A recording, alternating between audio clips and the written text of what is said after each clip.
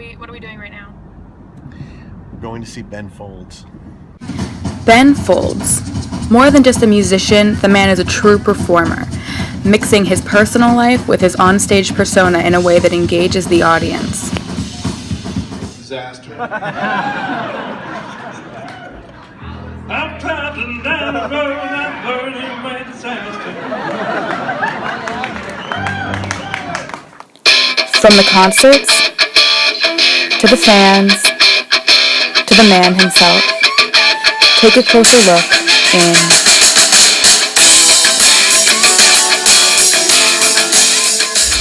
Okay, so how many Ben Folds shows have you seen? This is my first ever Ben Folds. Oh yeah? Alright, and how are you feeling about it? I'm pretty overwhelmed, honestly. There are a bunch of people in there already, and they seem like they worship it. Ben Folds is delicious. How many times have you seen Ben Folds perform? 30 or more? I'm not sure. As many times as I possibly could see him since I started seeing him in the early 90s when he first came out. Wow. So how many Ben shows have you seen? Oh, gosh. I couldn't tell you. You mean when I was playing with him in the 90s? Ooh. But he didn't just play with him in the 90s. Mark, a longtime fan, has collected all of his discography. Ben Folds Solo, Ben Folds 5, Ben Folds with Nick Hornby, Ben Folds with Y Music, really anyone you could think of.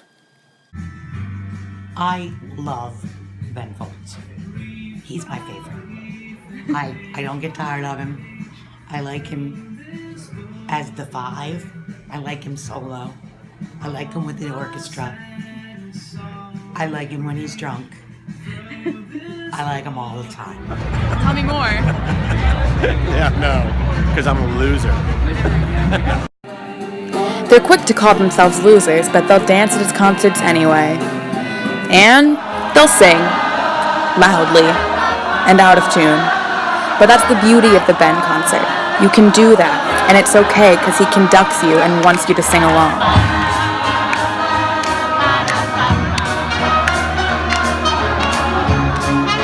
But he wasn't always a hotshot performer.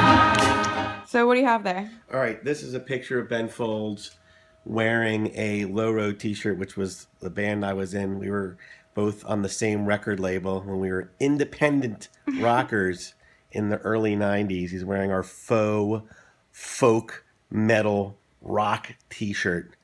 Sorry, long sleeve tee.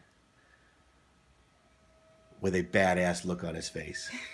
And he knows it. We were on tour together right then. It was fun. So my friend Chaz actually signed Ben to be on his first label. And he was making these demos. These were actually the first cassettes. This is before his first record came out. You see The Last Polka, Who's Summer Be? Oh, I'm sorry, not Where Summer Be. I Don't Know Miss Julianne, Jackson's Cannery, Eddie Walker, This Is Your Life, and Boxing. Does it have a year on it? I believe, yes. Well, no, but I'm going to say this is 1994, maybe even 93 cassette. No name. There's the management company that was there too, by the way.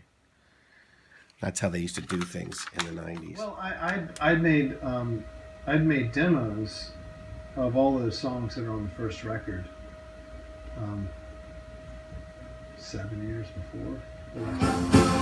Maybe Ben's humble beginnings are why he tours with bands like Y Music now, complete with drums, strings, horns, clarinets, oboes, flutes, etc. Suddenly it sounded like my people had arrived, just like my planet had invaded, and I understood what I was hearing.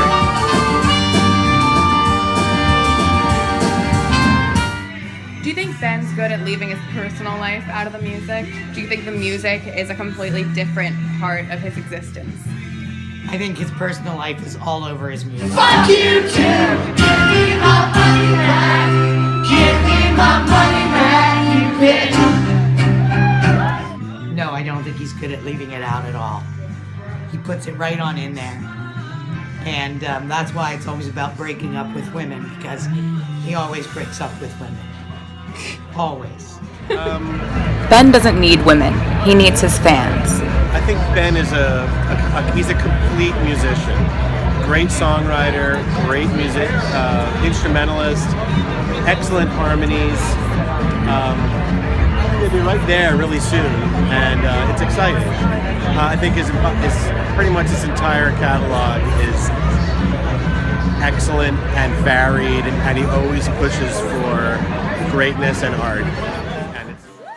He faced the same challenges as some of the greatest rock artists of our time, like Pink Floyd, in getting signed and produced. I peddled those to record companies like you do, and just got no. Didn't sound anything like what was going on. Essentially, at that point, it was the '80s. Nothing sounded like that, and wasn't in the But the record companies were wrong, and his fan base quickly grew. I think there's a big range because he's also been on, like, you know, because he had that soundtrack to that one movie, Over the Hedge, and so kids know him. But so I would say he's definitely from college to late 50s, which is me. Mid 50s, very low 50s. 30s. Or 30s. But I think he has a wide range of fans. And that wide fan base is one of the coolest things about Ben Folds. Like Gabe Roth said, sometimes you have to rely on the grassroots stuff and slowly build up an audience, and that's exactly what Ben did. He made his own music that didn't fit in the mainstream, and he made it work, and he got a fan base.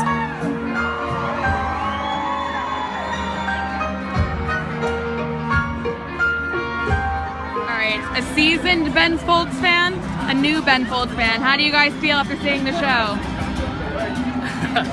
It was awesome. It was really cool to see them have fun. It was a little short, but when it lacked in time and duration, made up for it in power, integrity, and wonderful. All right, so you know when the Beatles were first coming out, there was kind of this sexual revolution that happened with the Beatles, Beatlemania. Do you feel like you are the Ben Folds fan of like Ben Folds mania? Would you be that kind of fan? I don't know about that because I don't think of Ben sexually at all. I think of him more as a big giant nerd that is really lovable and writes great music. And he's fun to love because he's a nerd. So there you have it. Nerd, serial husband, pianist, musician, performer. Ben Folds, the man, the myth, the legend, with a fan base that could trump any other. That is the true Ben Folds experience.